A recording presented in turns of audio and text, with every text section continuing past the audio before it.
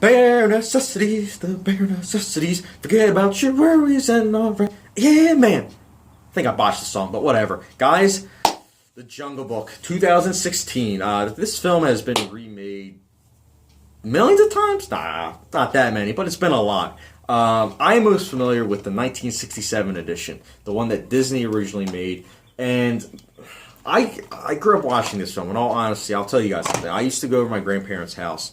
Usually it was once or twice a week, and oftentimes I would pick The Jungle Book as my go-to film to watch. So it's nostalgic to kind of see it on the big screen with CGI, so it's like my generation's kind of like Jungle Book. But does it work? Is it actually good? Is it not just a CGI fest?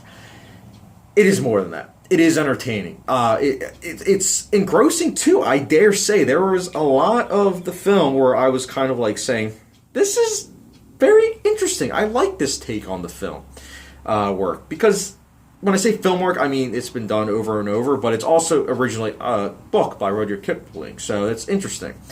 But what's most impressive besides the CGI is the fact that it's all CGI except for one kid. The kid that plays Mowgli, he is the only person that's real in the film. Everything else is CGI. So picture a little kid in a room with nothing but green screen captivating him, and him being directed to talk on this side of the wall, or like talk to this. It's like, I'm talking to nothing. So I give the main actor props by the fact that he is actually able to talk to green screens, but make it seem as though he's talking to the animals in the film. It's brilliant. I give him a lot of props for that. But speaking of acting, the voice acting is top-notch. Idris Elba was really good as Shere Khan. Very ferocious, very scary. Little kids might have nightmares, so if you're watching this and you're playing to kids, make it older kids. I wouldn't say under 9, I want to say. But also, Ben Kingsley was great as Bagheera. I loved him. But the huge standout for me was Bill Murray's rendition of Baloo. He was so good as Baloo. I loved Baloo in the original 1967 classic, but Bill Murray killed it in this film. I loved him as Baloo. It was fantastic to see him. The music score was also great by John Debney. John Debney, I'm not really familiar with his musical work, but I have to say, he did a really good job.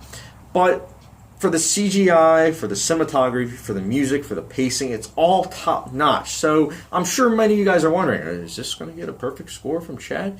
No, because there were two things that kind of bugged me about the film upon thinking about it almost 24 hours later.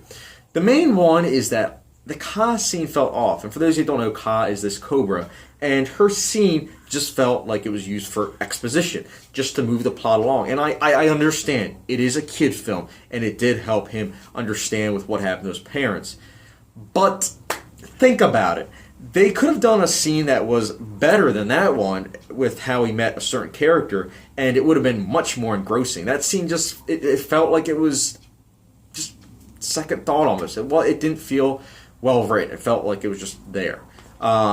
But I understand some people are going to be like, well, you know, it was in the book, and to that I say, the books and movies are going to be different. It's two forms of art, two forms of medium of expressing yourself, so it's going to be different. But the other thing, and this is what kind of bugged me the most, the ending. I really didn't like it. It felt like a studio ending, which, go figure, it's Disney, but I wish that they had done it differently. Had they done it differently, had they made it where it's like, climactic, I would have liked it because it felt anticlimactic. So, but that's my review for The Jungle Book. I will be giving it a 4.25 at a 5-star rating. You definitely need to watch this movie, guys.